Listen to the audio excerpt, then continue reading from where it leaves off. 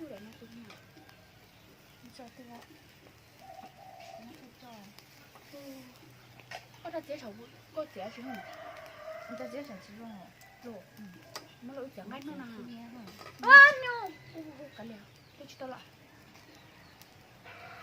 tao có nhà xèo xèo nè thì còn cũng như tao nó lo chứ có yêu cái gì nó cái nó thứ mà mỗi nó thứ mà chứ chứ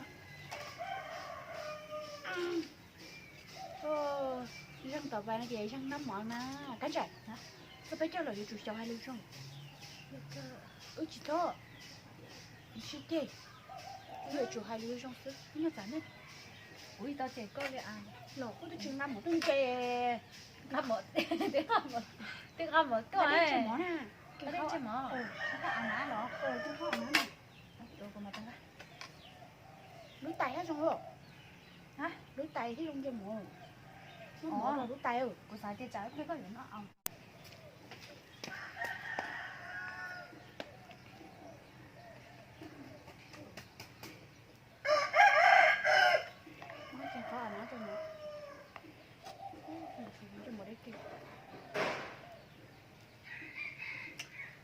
tên món cái gì thì chỉ cũng muốn món thép phát gì nên ta sẵn cả nó cho họ thì chúng tôi cái này thì tao cho của sao nhé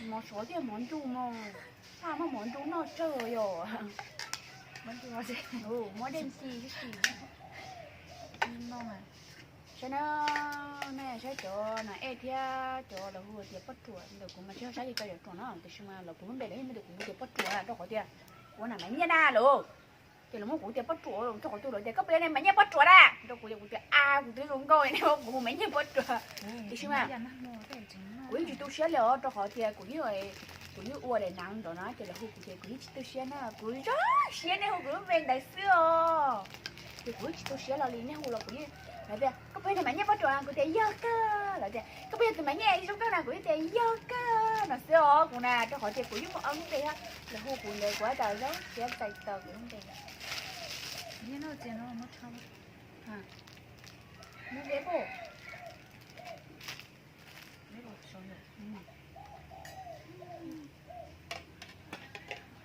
lò lên dù hả? Cái sao vậy chỗ vậy? Họ luôn như thế này cũng mới cho hưởng đâu là sự lòng ra vậy. Nó mỏi sợ nhỉ thứ nó. Khai là nó xuống ngay phi đi nè, chỉ muốn chân trâu chủ cho là tới kia rồi để lúc họ chú nói thì ô chỉ như thế kia. Cho bóng nó như nó. Nếu có giờ bóng nó là có khai được cũ. Đỡ nó mỏng thương, mỏng chùa. Chả không gì. Wow, cứu rồi.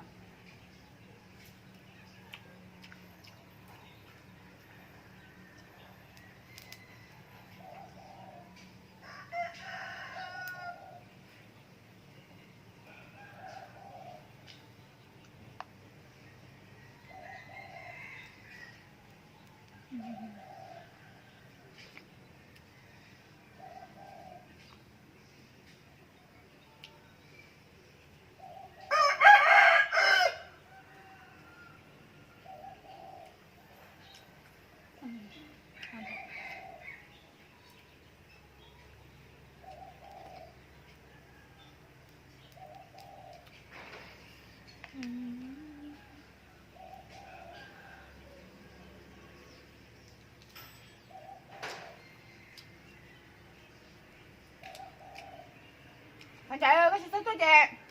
Có tôi về của tôi trâu à. Cái mỏ cái gì?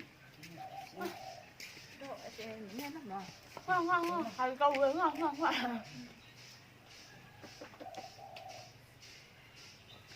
Có gì vậy?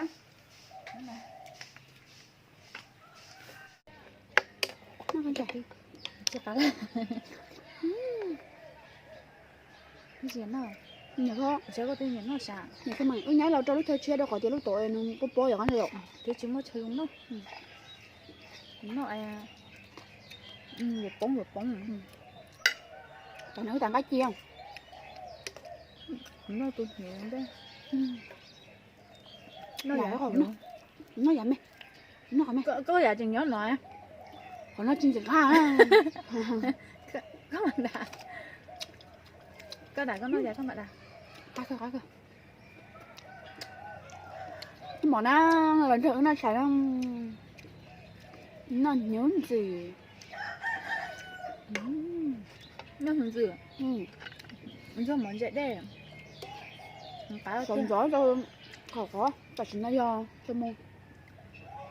Chăm gì gì mà chăm chẳng.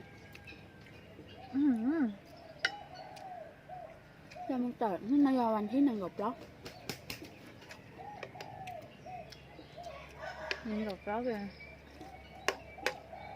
Lúc thì nó do lúc thì nó bé trâu nhở. Tất kỳ đến nó.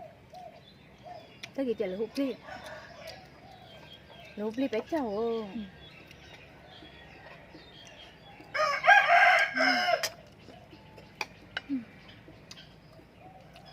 Phải kìa.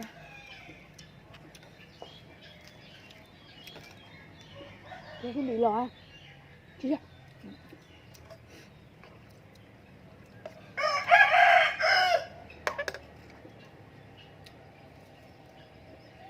Chứ là đó là do cái bị lò. Cái gì vậy? Nó do.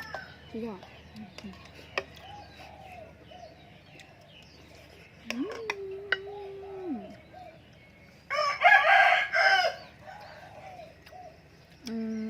cho trả tiền nó món gì đấy dùng gì mà thế cá tiền yo cá tầm mắm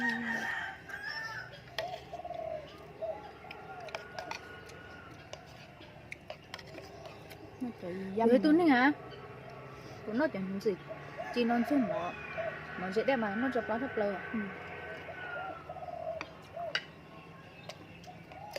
cho tủ rồi cho cái tủ cuối tủ kìa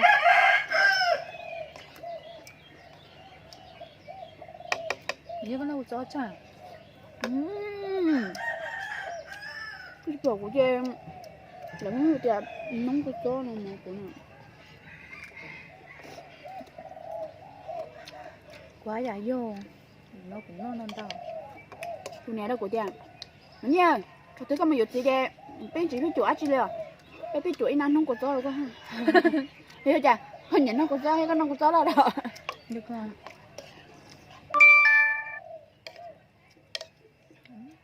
có thể luôn đó thì nó bị chích bay luôn đó của bay luôn cảnh sợ cái này có nè cái hai cái này tao nó khỏe xưa mà giò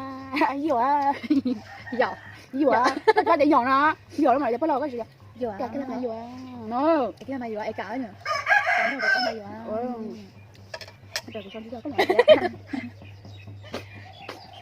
mấy nha con nó có chỗ kìa hai kia giò này luôn lên lâu á giò chỉ một chục lần có gì vậy giò nó mới luôn đó đó mình nhớ của hai luôn đó rồi chỉ lấy đúng đâu giò tôi nuôi nó cái bắp mày giò nó eo thế đấy cái tôi là giò nó cái tôi là giò nó mày ủa mày chơi giò ủa mày chơi giò à ấy là cái này chăng cái tôi lọ nó đó giò kia đây rồi chưa ủa bắp hay mình nhá có cái của hay giò này giò ha chứ không cái này ta đã có thấy mấy cái nào chỉ cái đây rồi kìa tôi nuôi cái bữa cà vậy luôn mấy cái nó cũng may giò thế này kìa thế này cà này như thế này kìa cà cái may giò này là thế này kìa chỉ cà giò